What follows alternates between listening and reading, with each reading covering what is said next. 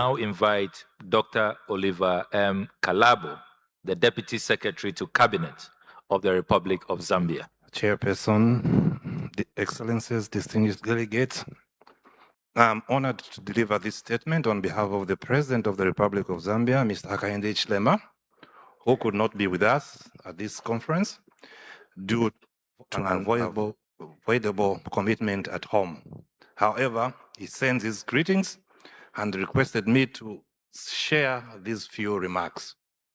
Chairperson, I wish to sincerely commend the government of the Republic of Ghana for championing the landmark resolution declaring the trafficking of enslaved Africans and the racialized chattel enslavement of Africans as the greatest crime against humanity. We note that several consequences of slave trade have endured way beyond its abolishment. Therefore, the historic adoption of this resolution by the United Nations Assembly on the 25th of March 2026 represented a victory not just for a region or race, but for all of humanity. The overwhelming support to this resolution opened a new chapter of transition from mere symbolic remembrance of actually addressing these historical injustices affecting African peoples. While the passage of time may obscure the details of and full impact of the slave trade on our continent, its enduring footprints continue to remind us of these atrocities. In Zambia, for instance, national monuments such as the slave tree in Ndola and the Makuyu tree in Kabwe, the historical gallery of the Livingstone Museum, and the folklore accounts of how some traditional leaders attempted to resist slave raiding parties continue to remind us of the dark history of slave trade on our soil. Zambia, therefore, joins the global community in welcoming efforts towards restitution and reparatory justice. Zambia welcomes the outcome of the document's emphasis on economic empowerment and development, debt relief and financial justice, technology transfer, public health, and reforms of global governance institutions as part of the framework for reparatory justice.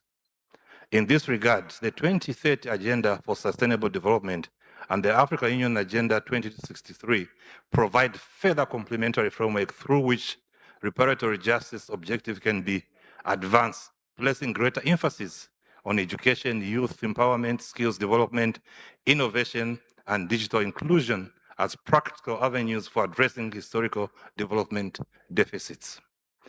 Therefore, the Zambian government supports investment in education and health as effective intervention in addressing structural inequalities, including historical injustice of slave trade and colonialism.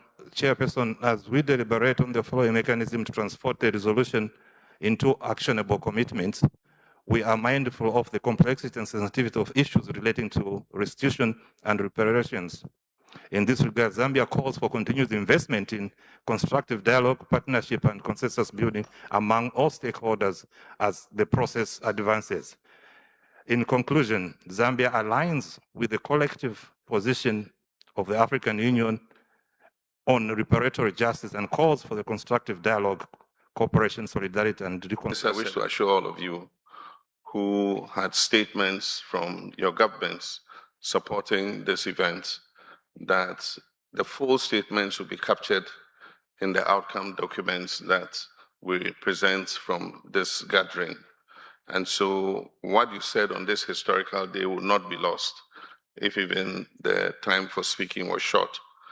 Each full statement will be captured as a record of what happened in Accra today.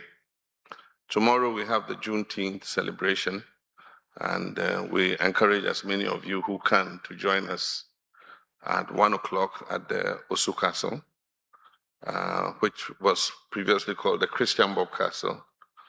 And for the first time, the Juneteenth celebration is being organized outside America. And we're going to be joined by some of our colleagues from America to commemorate that event. And so I think that will be a fitting climax to the work that we've done here over the past 3 days.